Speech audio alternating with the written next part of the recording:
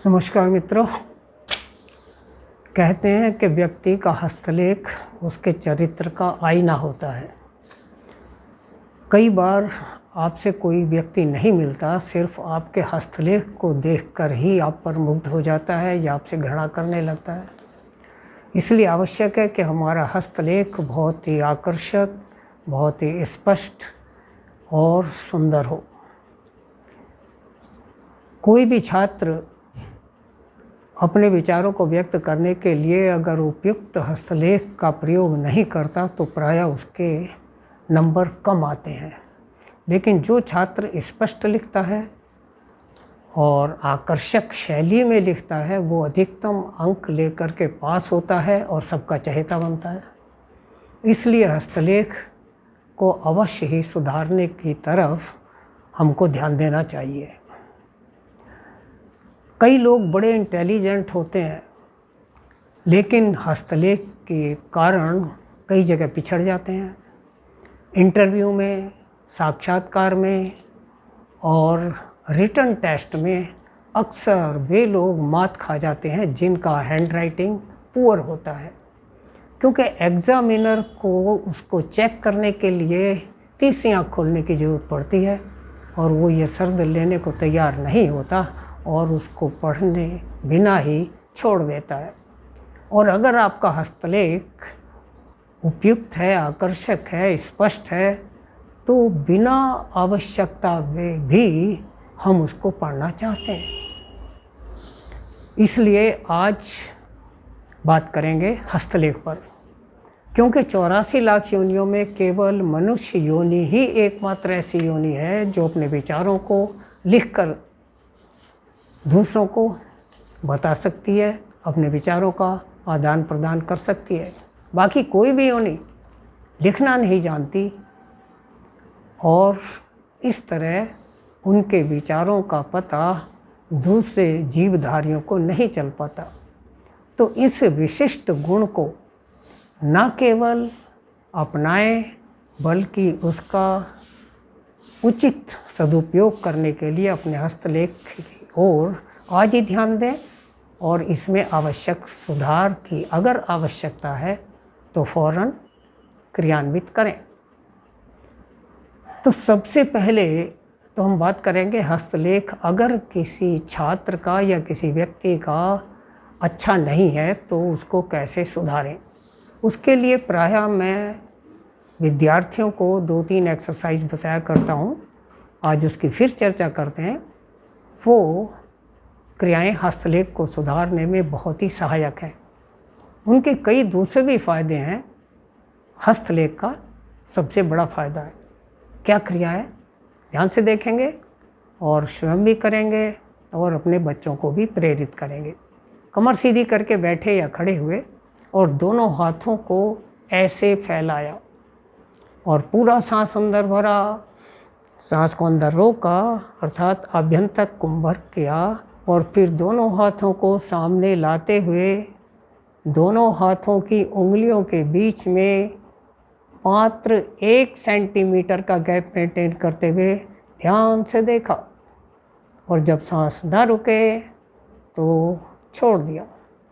इस प्रकार अगर हम 5-7 एक्सरसाइज सुबह शाम करते हैं तो धीरे धीरे हमारा हस्तलेख आकर्षक होने लगता है, स्पष्ट होने लगता है। दूसरी एक्सरसाइज, दोनों हाथों को सीधा फैलाया, पूरा सांस अंदर भरा और आभ्यंतर कुंभक करते हुए अर्थात सांस को अंदर रोकते हुए मुट्ठियां बंद कर ली लाइक दिस और फिर दोनों मुट्ठियों को इस तरह 5-7 बार जब तक सांस रोक सकते हैं इस तरह रोकें। फिर दूसरी क्रिया में दोनों हाथों को सामने लाएं और फिर इसी तरह घुमाएं। तीसरी क्रिया में हाथों को ऊपर ले जाएं और दृष्टि को भी दोनों मुट्ठियों के बीच में स्थित करते हुए मुट्ठियों को फिर घुमाएं।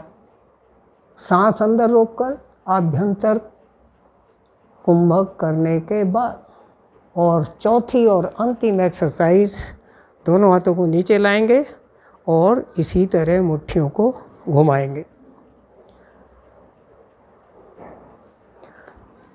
एक तीसरी एक्सरसाइज, वो एक्सरसाइज वैसे तो सभी के लिए बहुत लाभदायी है, लेकिन बेटियों के लिए, बहनों के लिए अर्थात महिला वर्ग के लिए विशेष रूप से लाभदायी है। उसको कहते हैं मुष्टि का बंधन। आराम से सीधी कमर करके बैठे और सामने अगर कोई टेबल है तो उस पर हाथ रखे, टेबल नहीं है तो इस तरह घुटनों पर हाथ रखे, अर्थात हाथों में कोई टेंशन नहीं होनी चाहिए।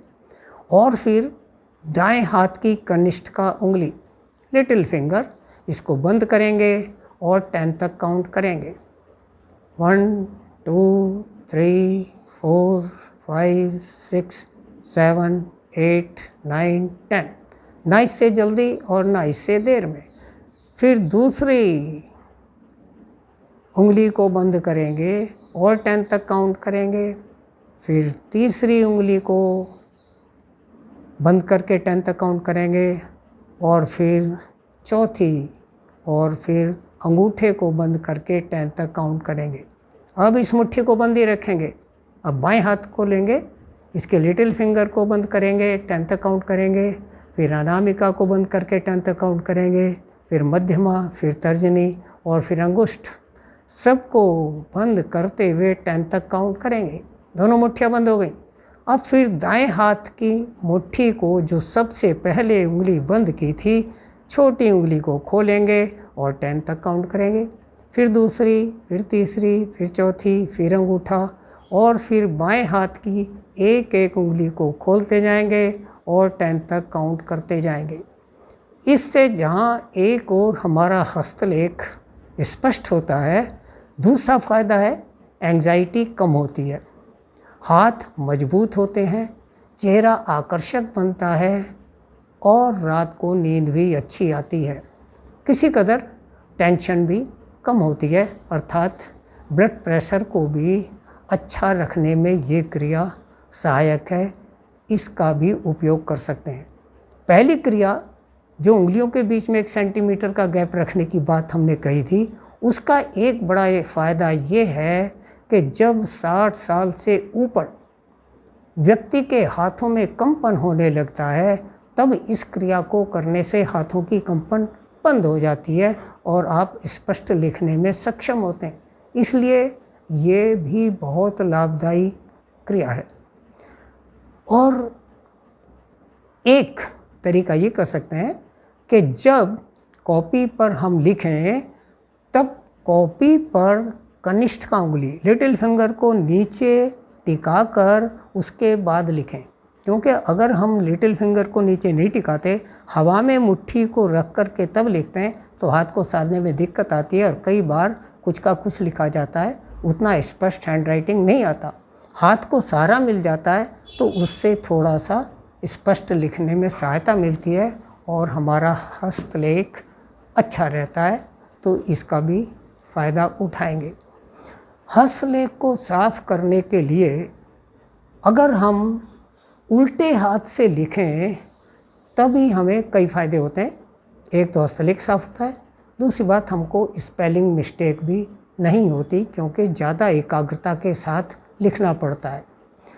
उल्टे हाथ से लिखने से एकाग्रता के साथ लिखना पड़ता है, हाथ साध करके लिखना पड़ता है, तो वही आदत फिर दाएं हाथ से भी लिखने में पड़ जाती है और आपका हस्तलेख दिन ब दिन उत्तरोत्तर अच्छा होता जाता है। चाहे आपका हस्तलेख कितना भी गंदा हो, आप उसको सुधार सकते हैं अगर आपकी विल पावर अच्छी है। तो हस्तलेख सुधारने के लिए एक कॉपी अलग बनाएं और ध्यान से डेली एक पेज बिल्कुल बढ़िया हैंडराइटिंग में लिखें और इस प्रकार देखें कि आप अपने हस्तलेख को कितना सुधार पाने में सफल होते हैं। अगर आप सहनशीलता के साथ लगातार इस प्रैक्टिस को जारी रखते हैं तो अवश्य एक दिन आपका हस्तलेख बहुत ही आकर्षक, बहुत ही स्पष्ट, बहुत ही सुंदर हो जाता है और आपको कोई प्रॉब्लम फेस नहीं करनी पड़ती। तो हस्तलेख के बारे में बस आज इतना ही। आप इस योग विज्ञान एपिसोड के साथ जुड़े रहिए। आगे भी हम छात्रों के लिए, नवयुवकों के लिए कई यौगिक क्रियाओं के बारे में बातें करेंगे, विज्ञान सहित बातें करेंगे, तार्किक बातें करेंगे, प्रैक्टिकली बातें करेंगे, ताकि उसको आप इम्प्लीमेंट करके फ़ायदा उठा सकें। दो तरह की बातें होती हैं, एक शब्द ज्ञान की और एक क्रियात्मक ज्ञान की। शब्द ज्ञान की बातें सुनकर खुशी तो होती है, लेकिन हम उसको प्रैक्टिकली अपने ऊपर अप्लाई करके कोई ख़ास लाभ नहीं उठा पाते। क्रियात्मक ज्ञान को अपने जीवन में अप्लाई करके हम उससे डायरेक्ट बेनिफिटेड होते हैं। इसलिए आवश्यक है ऐसी बातों पर ज़्यादा ध्यान देना जो तार्किक हैं, साइंटिफिक हैं और प्रैक्टिकली आप उनको अपने ऊपर अप्लाई कर सकें। तो धन्यवाद। आज इतना ही। अगले एपिसोड में फिर कुछ आगे चर्चा करेंगे। इस एपिसोड को लाइक कीजिए, शेयर कीजिए, सब्सक्राइब कीजिए और अपने चहेते बच्चों को बताइए ताकि वो इससे जुड़कर अपने अध्ययन में अच्छा प्रभाव दिखा सकें और अधिकतम अंक लेकर के पास हो सकें। धन्यवाद।